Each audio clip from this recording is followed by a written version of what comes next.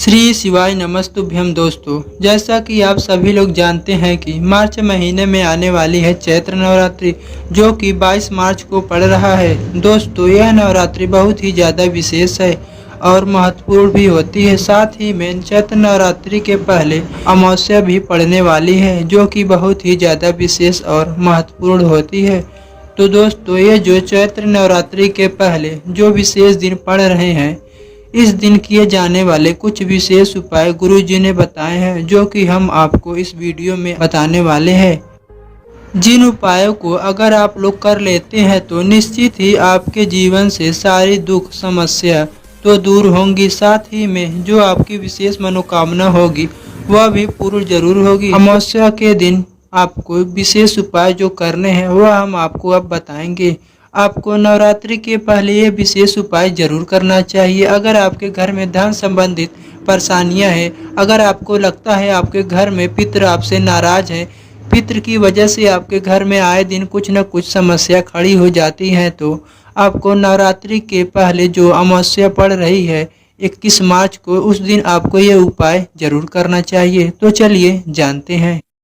दोस्तों, गुरुजी कहते हैं कि किसी भी नवरात्रि के पहले जो भी अमावस्या पड़ती है उस दिन एक कटोरी में आपको चावल भर लेना है और उसमें एक कपूर का टुकड़ा रख लेना है।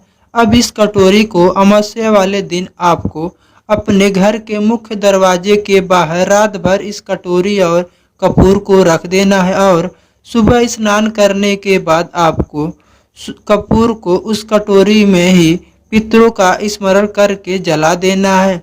फिर चावल के दाने को किसी भी पेड़ की छाया में पक्षियों के लिए डाल दीजिए। इस उपाय से पितृदोष समाप्त हो जाता है, रुके हुए काम भी बनने लग जाते हैं और साथ ही माता लक्ष्मी की कृपा भी प्राप्त होती है।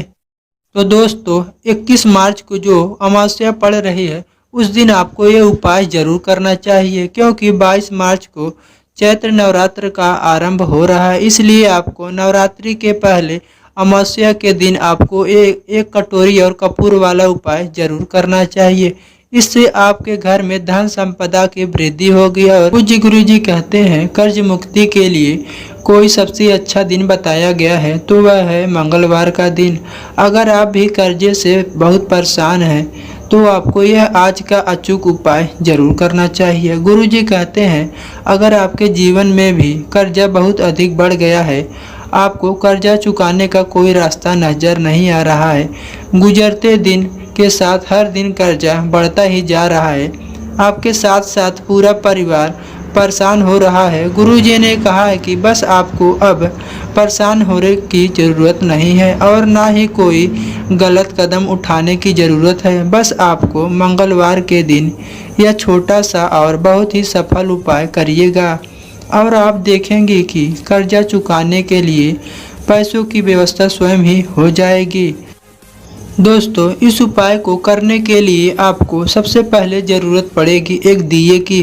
दिया आप मिट्टी का भी ले सकते हैं, अगर आप चाहें तो आटे का भी दीपक बना सकते हैं, लेकिन आपको एक विशेष बात का ध्यान रखना है कि अगर आप आटे का दिया बनाएं तो उसमें नमक वगैरह कुछ ना डालें। आटा शुद्ध व स्वच्छ होना चाहिए, उसी से आपको एक दिया बना लेना है और उसके साथ आपको 4 बाती भी बना लेनी है। ध्यान रहे, अगर आप दीपक खरीदते हैं तो आपको चौमुखी दीपक खरीदना है। अगर आप घर में आटे वाला दीपक बनाते हैं तो भी आपको चौमुखी दीपक बनाना है, क्योंकि आप मंगलवार के दिन यह उपाय कर रहे हैं, इसलिए आपको रुई का प्रयोग नहीं करना है बल्कि आपको धागे का प्रयोग करना है।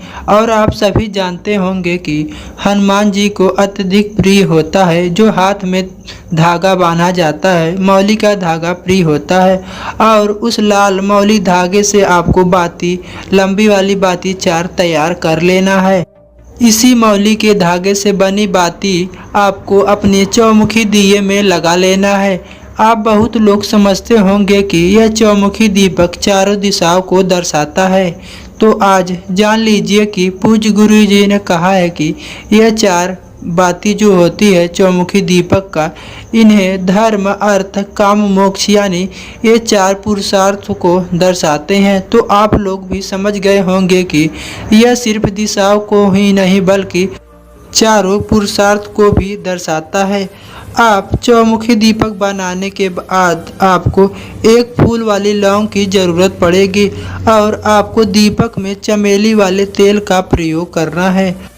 अगर आपको चमेली का तेल नहीं मिल पाता है तो आपको परेशान होने की ज़रूरत नहीं है, फिर आप शुद्ध घी का इस्तेमाल कर सकते हैं। अब यह दीपक को लेकर और फूल वाली लौंग को लेकर आपको पहुंच जाना है भगवान शिव के अवतार यानी कि हनुमान जी के पास, और क्योंकि उन्हें वरदान मिला है कि वह पूरे कली काल में इस पृथ्वी लोक पर ही रहेंगे, राम कथा सुनेंगे और राम रस का पान करेंगे। आप सभी जान गए होंगे कि यह दीपक लेकर आपको पहुंच जाना है श्री हनुमान जी के मंदिर। मंदिर में पहुंचने के बाद आपको सबसे पहले यह दीपक हनुमान जी के सामने रखकर आपको प्रज्वलित कर देना है यानी कि जला देना है।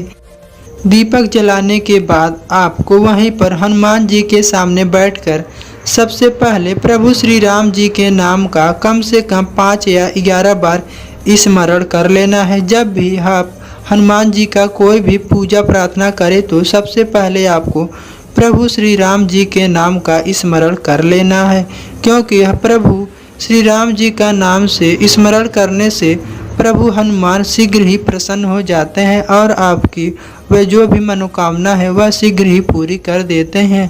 तो इसलिए आपको सबसे पहले भगवान श्री राम का नाम का स्मरण आपको पूरे भक्ति भाव के साथ करना है। इसके बाद आपको हनुमान चालीसा का एक पाठ करना है। फिर इसके बाद आपको श्री शिव महापुराण के मूल मंत्र श्री शिवाय नमस्तुभ्यम का स्मरण करना है। वैसे ही श्री हनुमान जी की भी एक बहुत प्रिय मंत्र है ओम हनुमते नमः। इस मंत्र को आप चाहें तो 21 बार या 51 बार या 108 बार जितना भी आपके पास समय है उतनी बार इस मंत्र का पाठ कर ले, और सबसे आखिरी में जो आप एक फूल वाली लौंग ले गए हैं उसको आपको उसी दीपक के अंदर आपको डाल देना है। यह सब करने के बाद आपको हनुमान जी से प्रार्थना करें कि आपके जीवन में यह जो भी समस्या चल रही है उसे छुड़ाने की कृपा करें, उसे दूर करने की कृपा करें। गुरु जी कहते हैं अगर इस उपाय को आप लगातार 5 कर लेते हैं तो आपकी जो भी मनोकामना होगी वह शीघ्र ही पूरी हो जाएंगी और जो भी समस्या होगी वह धीरे धीरे समाप्त हो जाएगी। तो दोस्तों ये थी मंगलवार के दिन किए जाने वाले गुरु जी के द्वारा बताए गए कर्ज मुक्ति का अचूक उपाय। उम्मीद करते हैं हम आपको यह उपाय आसानी से समझा पाए होंगे। अगर कोई प्रश्न हो तो आप कमेंट में पूछ सकते हैं। आपको उपाय करते समय कोई भी गलती नहीं करना है। श्री शिवाय नमस्तुभ्यम।